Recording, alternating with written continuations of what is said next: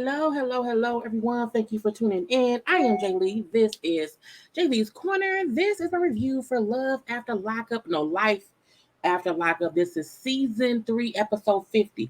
We should never be on any show that's at episode 50 within a season. Okay? I really need Love After Lockup people, Life After Lockup people to give us a whole new season with episode 1. Okay? We cannot keep having season 3, episode 8,655.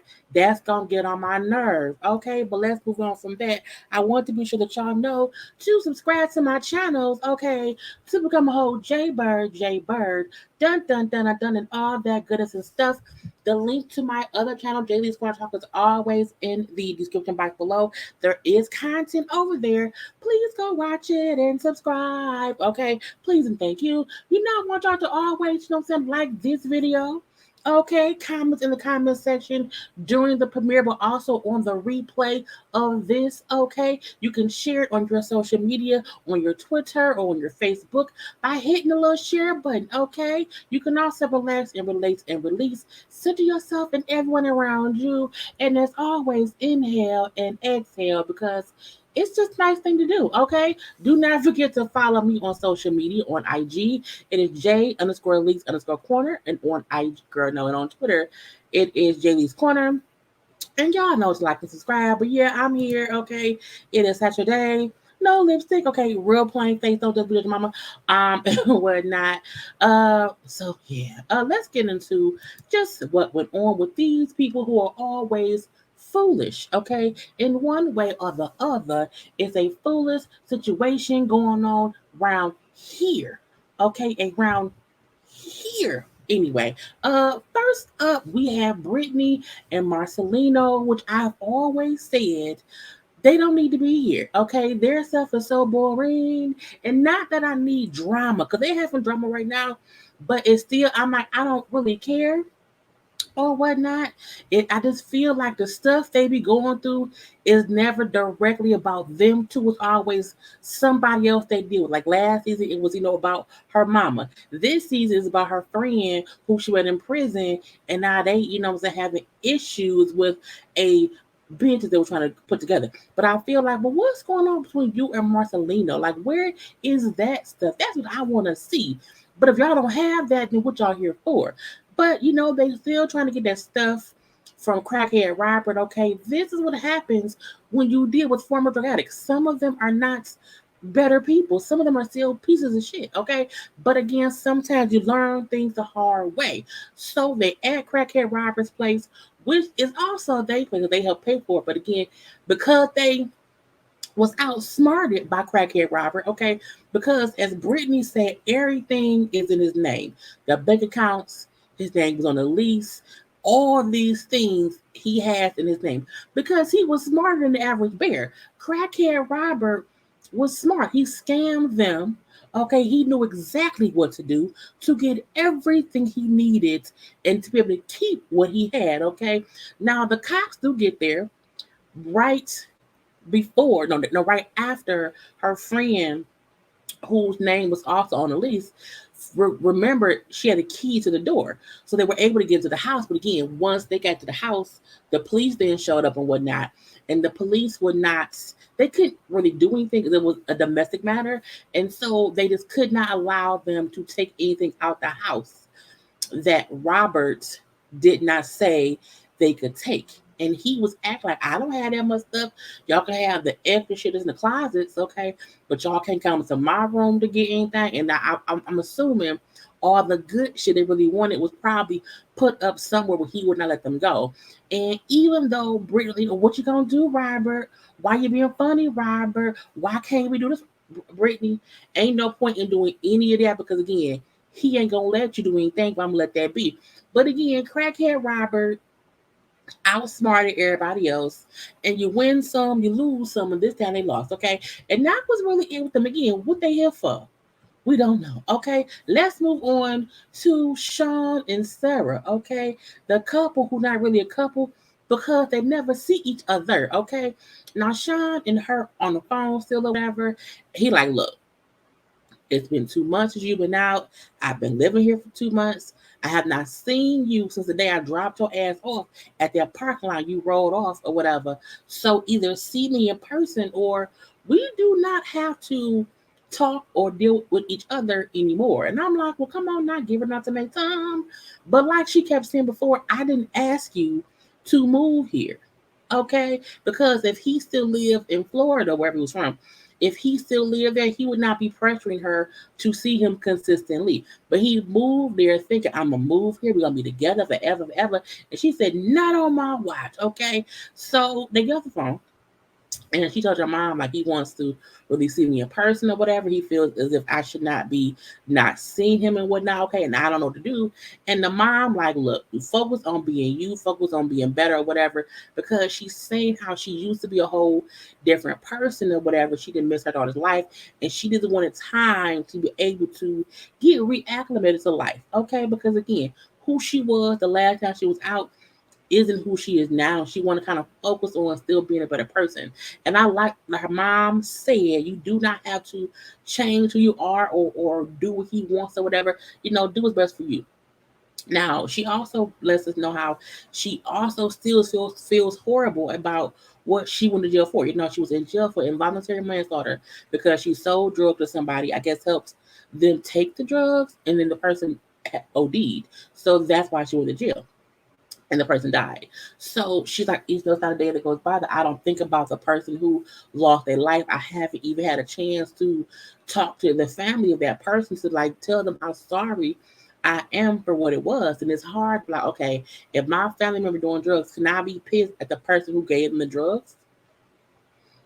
I can't be pissed at that person because again, my family member is the one who took the drugs. But you would still be sad, but I would be appreciative if that person came and said how sorry they were for what they were doing caused my person to pass away.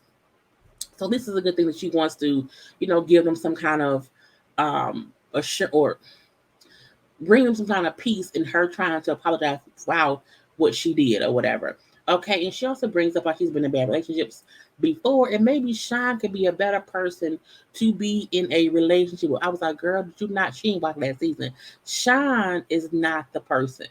Okay, leave him somewhere. Leave Shawn at the bottom. Leave him down there where you left him at the bottom. Okay, but again, she will agree to meet up with him because he's been there for her, whatever. And Shawn hopes that she isn't lying to him because she won't see me. So how do I know if she's not lying to me? But he's still currently lying about how old he is and how many children he has. So at the end of the day, y'all both lying to each other. The same thing with you and Destiny. Okay, but I'm gonna leave that be. So she tell him at the diner they meet up at, and they were very happy to see each other. Okay, fine, fine, fine. But he like, look, I just need us to spend time together. I want us to be able to. I want to meet your family. I want to meet your mom and your daughter. So we have to really meet up and do things as a couple or as two people for us to see if this is really real. And for her, she like, I need more time before that happens. Like I don't want to, in Dip Girl, I don't want to include you in my family life just yet. And my thing is, this is the second time you've seen her in person. You should not be asking her about meeting her mom and her daughter. Okay, just hang out with her for a while. Just see if y'all like each other. Okay, her mama and daughter don't need to know you yet. Okay, leave that be. Now she also asked him about, can we go to like the tanning salon?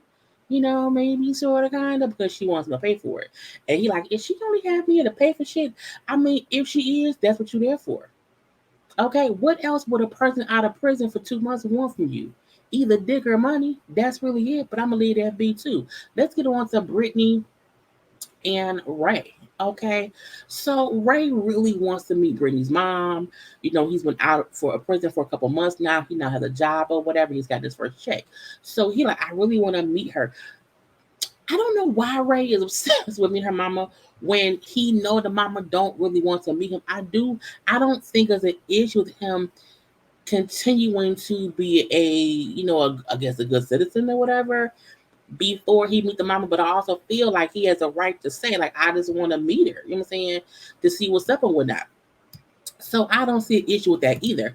However, they decide to go to the parents' house, not tell mama they're gonna come, and she gonna let her mama know, and Ray in the car, he wanna meet you or whatever. I was like, girl, don't do that. And when she got there, her dad was there. Now the dad know, the dad hasn't met him or whatever.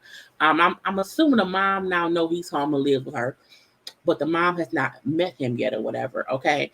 And so when she said, like, mom, he's in the car, he really wants to meet you. He's gotten a job now, whatever. So he just wants to talk, meet you in person. And mom, like, I don't want to meet him. Okay. He hasn't shown anything consistent as far as him being a good person or whatever, or that he can even support you financially.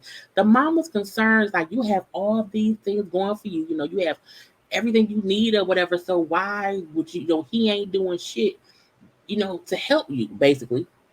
So until he can prove to me that he can support you financially or whatever, I don't need to meet him. Okay. And she said, once he's shown he can keep a job for 3 months, okay, for a consistent 3 months, then I'll meet him. Okay. But until then, he's still earning his way back into society. I'm like, whatever. Okay.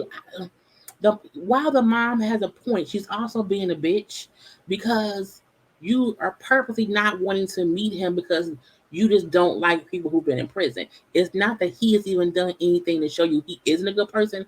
You just don't want to even give him a chance at all yet. And that's the issue I have with it, but whatever. So when Brittany go back to the car and tell Ray, she's not ready yet. She wants you to get 3 more checks. I say, no, she wants 3 months of working. Okay. Brittany be lying for no reason. You too old to be lying, Brittany. Okay, well, I'm gonna leave that be too. But Ray feel like, well, the mama only don't want to meet me because she don't know me. Okay. And if she met me, she could see I'm not a bad person. And I agree. Because Ray don't seem to be a bad person. It's like, mama, what you being mean for? Your husband has already met him.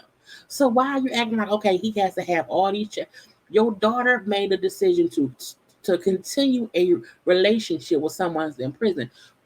If y'all issue is the last person she dated, y'all had no idea what she was going through, what he was doing to her, and y'all do not want her to be back in that type of situation, why would you not want to get to know the man she's with? That doesn't make any sense. So your whole thing, and you know what I'm saying, the dupe for him was a whole thing because he was beating on her or whatever. Y'all did not know. Why are you allowing her to be with someone who you have no idea who he is? Y'all should want to be around all the fucking time to make sure he's a good person for your daughter. So to me, the mama think about how bad it was before, and the guy before wasn't this, it wasn't that. Yeah, but you should know who he is. Because what if he is a bad guy and she's now been with him for 4 months, fucked him, she's pregnant, and now she's stuck with him? Mama, be smarter. Okay, I'm gonna leave that be. But back at the house, Ray is, in his feelings, about her mom acting that way. But Brittany want to fuck. Brittany horny. Brittany want to get pregnant. Brittany said they've been having sex all the time, to get pregnant. She feels like she's ovulating. Okay, so maybe we need to have sex. Sex. And we're like, I'm not in the mood. Okay, I'm just not in the mood. We just came back. Your mom's gonna fuck with me. I don't really want to fuck right now. Okay, maybe later. I'm not your sperm donor. I am not your dick machine. And I was like, I mean, you kind of are, but whatever. But again, I would not be trying to fuck somebody raw and get pregnant by them when he just got out of prison. So everybody here ain't thinking clearly, okay? But that's just me. But Brittany also brings up how they've been having all this sex, and she is not getting pregnant yet or whatever. So she's been having all the sex. She's wondering why she's not gotten pregnant yet. She hopes nothing is wrong. And sometimes you can want it so bad that you're stressing your body out and it won't happen. Or it could be one thing or the other. But he like, let's stop searching about it, whatever, leave it be. But she tells us in her confession that she has a secret that she is not telling him that could affect them both. I wonder if her secret is one or two things. One, that she's been pregnant before and either had a miscarriage or an abortion, and she could be worrying that because she's had one of those situations, she may not be able to get pregnant again. Or two, she's never been pregnant again. She's wondering if she's able to get pregnant. So I don't know what her secret is, but I'm sure we'll find out soon or later. Next up we have Shane, not Shane, Shane and Lacey and John. Okay, I'm really waiting to see John, but I'm gonna leave that be. So Lacey out here being a hypocrite. Lacey's out here, Shane is probably cheating on me because he's done it before. I'm looking like Lacey, your whole storyline is about you cheating. You came on this show based on your relationship with John. Okay. And in the midst of your first season on this show, you were cheating on John with Shane, who you also met in prison. Okay. So, girl, if anyone has a history of cheating, it's you.